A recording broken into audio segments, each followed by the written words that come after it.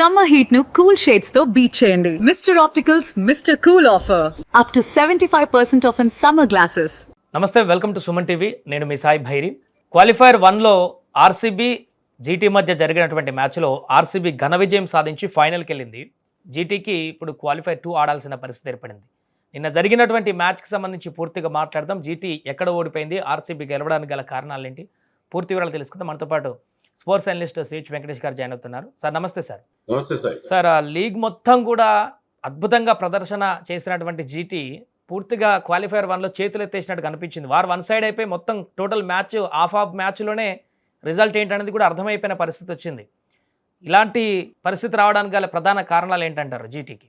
క్రికెట్లో ఒక పాత సామెత ఉంది సాయి, ఏంటంటే క్యాచెస్ విన్ మ్యాచెస్ అని. అలాగే క్యాచ్లు వదిలేస్తే మీరు మ్యాచ్లు కూడా పోగొట్టేసుకుంటారు. అలాగే రజత్ పటిదార్ 14 దగ్గర ఉన్నప్పుడు ఒక క్యాచ్, 20 దగ్గర ఉన్నప్పుడు ఒక క్యాచ్ వదిలేశారు. అండ్ ఈ went to make 93 not out in tremendous fashion. Just 33 బాల్స్లో 93 కొట్టాడు అతను. అది that made the difference. Rajat Patidar catch పట్టుకుని ఉంటే మిగతా వాళ్ళు ఆడినా కూడా ఒక 200, 210 ఆ రేంజ్లో టార్గెట్ ఉంటే దాన్ని గుజరాత్ చేజ్ చేసి ఉండేది. కానీ ఎప్పుడైతే మీకు అంత భారీ టార్గెట్ వాళ్ళు 254 చేసి పెద్ద టార్గెట్ వాళ్ళు బోర్డు మీద పెట్టారో అక్కడే ఓడిపోయారు. సో ఇన్ జనరల్ అంటే అదొకటే కాదు, మిస్టేక్స్ చాలా మిస్టేక్స్ ఉన్నాయి. బట్ బేసిక్ మిస్టేక్ ఏంటంటే క్యాచ్లు వదిలేయడం. తర్వాత క్యాచ్లు వదిలేయడంతో పాటు అది that catch was dropped in the 14th over. 15th over Kulwant Kejriwal అని వేశాడు. అతను చాలా కాలం తర్వాత ఐపీఎల్ ఆడుతున్నాడు. అతను కమ్బ్యాక్ చేస్తున్నాడు. కమ్బ్యాక్ ఇలాంటి క్రూషియల్ మ్యాచ్లో కమ్బ్యాక్ ప్లేయర్ ఆడిస్తే అతను చాలా ప్రెషర్లో ఉంటాడు. అతను ఫస్ట్ ఓవర్ బాగానే వేశాడు. సెకండ్ ఓవర్లో వెంట ఫర్ 28 రన్స్. దాంట్లో ఒక నో బాల్ వేసాడు, వైడ్లు వేసాడు, బౌలింగ్ 4లు ఇచ్చేసాడు. సో అప్పుడైతే అంతకుముందు ఒక క్యాచ్ కూడా అతనే డ్రాప్ చేశాడు. 14 దగ్గర డ్రాప్ చేసిన క్యాచ్ కూడా difficult chance, but it was drop catch all the same. అలాంటి ప్లేయర్ని మీరు క్రూషియల్ మ్యాచ్లో ఆడించడం కూడా చాలా పెద్ద తప్పు.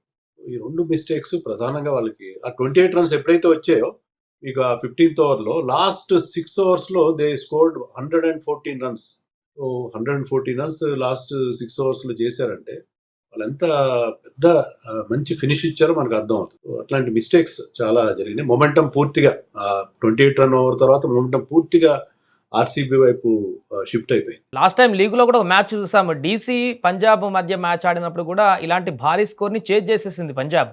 సో అలాంటి పరిస్థితి ఏమైనా చూడొచ్చేమో, పిచ్ అలాగ ఉందేమో, అందరికీ 2 సైడ్లు బ్యాటింగ్ కూడా అలానే ఉంటుంది అనుకున్నారు. కానీ జీటీ బ్యాట్స్మెన్ల నుంచి ఊహించినటువంటి పరిణామం, ఈ ఓపెనర్లు ఎవరైతే ఉన్నారో మొత్తం భుజస్కంధాల మీద వేసి గెలిపించినటువంటి మ్యాచ్లతో ఉన్నటువంటి వీరు వారు మొదటనే విఫలమైనటువంటి పరిస్థితి. ముఖ్యంగా సాయి సుదర్శన్ అవుట్ అయినటువంటి తీరైతే చాలా కామెడీగా అనిపించింది. ఎక్కడ వైఫల్యం చెందారు అంటారు జీటీ బ్యాట్స్మెన్స్? అది కామెడీ కాదు కానీ అన్ఫార్చునేట్. ఎందుకంటే చేతిలో జారిపోయింది, బ్యాట్ జారిపోయి అతను తప్పేం లేదు దాంట్లో. కొన్ని సందర్భాల్లో అవుతుంటుంది. క్యాచ్ గ్రిప్లోంచి జారిపోయి బాల్ బ్యాట్ స్టంప్స్ మీదకి వెళ్ళిపోయింది.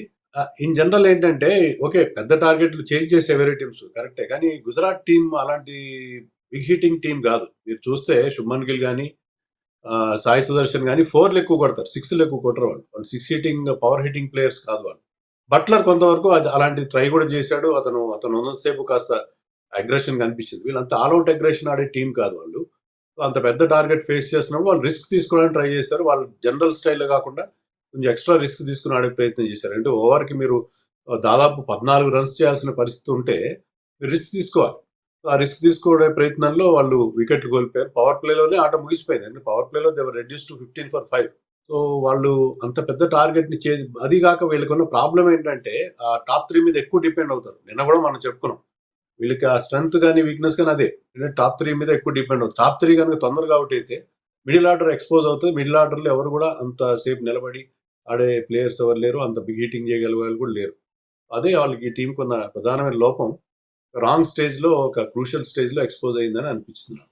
అండ్ అలాగే రాహుల్ తివాటియా కూడా నిన్న అద్భుతంగా రాణించినట్టు, ఈ సీజన్ మొత్తంలో నిన్న బ్యాటింగే కొంత ఆయనకు అడ్వాంటేజ్గా మారినట్టు కనిపించింది. మిగతా ఎవ్వరు కూడా ఆడలేకపోయినా కూడా ఒక్కడే నిలబడి ఒంటరి పోరాటం చేసినటువంటి పరిస్థితి. అంటే అది గెలవడానికి ఉపయోగపడకపోయినా ఎంతో కొంత స్కోర్ని మరీ తక్కువ స్కోర్కి ఆల్అౌట్ కాకుండా ఉండేటువంటి ప్రయత్నాన్ని చేసింది.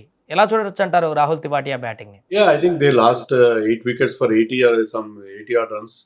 అక్కడి నుంచి రాహుల్ తివాటియా ఆడిన ఇన్నింగ్స్ అంటే అప్పటికి మ్యాచ్ లో కాంపిటేటివ్ ఇంట్రెస్ట్ చాలా వరకు డౌన్ అయిపోయింది. We know pretty well that royal Challengers Bengaluru is going to win. ఆ స్టేజ్లో ఏంటంటే బౌలర్స్ కూడా వికెట్స్ కోసం ఎక్కువ ట్రై చేస్తారు. దాంట్లో బ్యాట్స్మెన్కి కొన్ని లూజ్ బాల్స్ దొరుకుతాయి. సో అతను కాంపిటేటివ్ ఇది లేనప్పుడు ఆ సందర్భంలో ఒక 50 చేశాడు, బాగానే ఉంది. కానీ ఒక రెస్పెక్టబిలిటీ ఇచ్చాడు స్కోర్కి. బట్ ఓవరాల్గా ఏంటంటే ఆర్సీబీ బౌలర్స్ చాలా బాగా బౌలింగ్ చేశారు. అంత పెద్ద టార్గెట్ చేంజ్ చేసి ఉండేవారు, because pitch was very good for batting. మీకు 20 ఓవర్స్ తర్వాత పెద్ద మారిపోయేది ఏమి ఉండదు. కానీ భువనేశ్వర్ కుమార్ పర్టికులర్లీ అతను ఎలాంటి పిచ్ మీదైనా అతను అంత అద్భుతమైన బౌలింగ్ చేయడం. అలాగే హెజల్వుడ్ కూడా ఆ స్లోయర్ వన్స్. ఇప్పుడు గుజరాత్ బౌలర్స్ ఆ చేంజ్ ఆఫ్ పేస్ ఎక్కువగా యూజ్ చేసుకోలేదు. వాళ్ళు ఎక్కువగా వాళ్ళు పేస్ ఇచ్చారు బ్యాట్స్మెన్, దాన్ని బ్యాట్స్మెన్ ఉపయోగించుకున్నారు ఆర్సీబీ బ్యాట్స్మెన్. కానీ ఆర్సీబీ బౌలర్స్ చాలా క్లవర్ వేరియేషన్ ఆఫ్ పేస్, దాని నుంచే వికెట్ తీశారు. హ్యాజల్వుడ్ బట్లర్ వికెట్ తీసినా, లేకపోతే రసిక్ సలాం తీసిన వికెట్లు, నిషాంత్ సింధు వికెట్ తీసిన, జేసన్ హోల్డర్ వికెట్ తీసిన, అవన్నీ కూడా ఆ చేంజ్ ఆఫ్ పేస్తో ఆ స్లోయర్ వన్స్తో తీసిన వికెట్లు. ఆ పిచ్ మీద ఎలాంటి బౌలింగ్ చేయాలనే విషయంలో వీళ్ళకి ఉన్న క్లారిటీ. గుజరాత్ బౌలర్స్ ఇంతవరకు చాలా బాగా బౌలింగ్ చేశారు. కానీ వాళ్ళు ఏంటంటే అహ్మదాబాద్లో వాళ్ళు అక్కడ కండిషన్స్కి అనుగుణమైన బౌలింగ్ చేయడానికి అలవాటు పడ్డారు. ఇక్కడ డిఫరెంట్ కండిషన్స్ ఉండేసరికి దానికి తగినట్టుగా వాళ్ళు అడాప్ట్ చేసుకోలేకపోయారు. సో అలాగే ఆర్సీబీ ఇంత భారీ విజయం పాజిటివ్ ఇంటెంట్తో మళ్ళీ ఫైనల్కి వెళ్ళింది. లాస్ట్ సీజన్లో కప్ గెలిచింది, ఈ సీజన్లో కూడా ఫైనల్కి వెళ్ళింది. మళ్ళీ ఛాంపియన్ అయ్యేటువంటి అవకాశానికి చాలా దగ్గరగా ఉన్నట్టుగా కనపడుతుంది. సో ఆర్సీబీ ప్రదర్శన చూసిన తర్వాత ఏమనిపించిందండి మీకు? They are really playing like a champion side ఎలా ఆడుతూ అలాగే ఆడుతున్నారు వాళ్ళు. ఎందుకంటే బ్యాట్స్మెన్ చూడండి అందరూ ఫామ్లో ఉన్నారు. ఇప్పుడు విరాట్ కోహ్లీ 43 మాత్రమే చేసినట్టు అనిపించింది, కానీ the way he batted was wonderful. అలాగే పడికల్ 30 రన్సే చేసిన చాలా అగ్రెసివ్గా అతను బ్యాటింగ్ చేశాడు. ఈవెన్ వెంకటేష్ అయ్యర్ చేసిన కొద్ది రన్స్ 19 కూడా చాలా చాలా క్విక్ ఫైర్ నాక్ అది. అలాగే Patidar probably played the best knock of the season. ఈ సీజన్లోనే బెస్ట్ ఇన్నింగ్స్ ఏమో అది. ఆ రకమైన ఆల్అౌట్ అగ్రెషన్తో అతను బ్యాటింగ్ చేశాడు. స్పిన్నర్స్ రషీద్ ఖాన్ లాంటి స్పిన్నర్స్ కూడా అతను స్పేర్ చేయలేదు. సో వాళ్ళకి ఆ బ్యాటింగ్ అలాగే కృణాల్ పాండ్యా లాంటి వాళ్ళు. కృణాల్ పాండ్యా ఎంత యూస్ఫుల్ క్రికెటర్ అంటే బ్యాటింగ్లోనో బౌలింగ్లోనో ఎక్కడైనా సరే అతని టీంకి అతను కాంట్రిబ్యూట్ చేస్తాడు. సో వాళ్ళకి ఉన్న స్ట్రెంగ్త్, తర్వాత భువీ, హ్యాజల్వుడ్, కృణాల్ లాంటి బౌలర్స్, ఈవెన్ జేకబ్ డఫీ నేను అంత గొప్ప బౌలింగ్ చేయలేదు కానీ but still picked up 3 wickets. So వాళ్ళకి ఆల్రౌండ్ స్ట్రెంగ్త్ ఉంది, ఆ బ్యాలెన్స్ ఉంది టీంలో. బిగ్ హిట్టర్స్ ఉన్నారు, మిడిల్ ఆర్డర్ కూడా స్ట్రాంగ్గా ఉంది. ఇప్పుడు మిగతా టీమ్స్ రాజస్థాన్ కానీ గుజరాత్ కానీ మిడిల్ ఆర్డర్ స్ట్రాంగ్గా లేదు, టాప్ ఆర్డర్ మీద డిపెండ్ అవుతారు.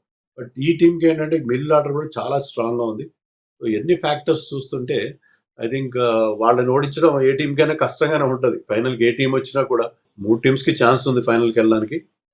ప్లే ఆఫ్స్కి వచ్చిన రిమైనింగ్ 3 టీమ్స్కి ఎవరు వచ్చినా సరే it is a very very difficult task to beat such a team which is in great form. Right sir, thank you so much. అది క్వాలిఫైర్ 1 మ్యాచ్లో జరిగినటువంటి విశేషాలు. ఆర్సీబీ ఫైనల్కి వెళ్ళింది. జీటీ ఇప్పుడు ఇంకొక ఛాన్స్ క్వాలిఫైర్ 2లో ఆడాల్సిన పరిస్థితి ఉంటుంది. ఎలిమినేటర్ మ్యాచ్లో గెలిచినటువంటి టీంతో ఇప్పుడు జీటీ తలబడబోతుంది. అక్కడ గెలిస్తే మరలా ఫైనల్లో ఆర్సీబీతో తలబడుతుంది, లేదంటే ఇంటి మొక్కం పట్టేటువంటి అవకాశం ఉంటుంది. కాబట్టి మరి ఫైనల్కి ఆర్సీబీతో పాటుగా ఎవరు తలబడతారనేది వేచి చూద్దాం.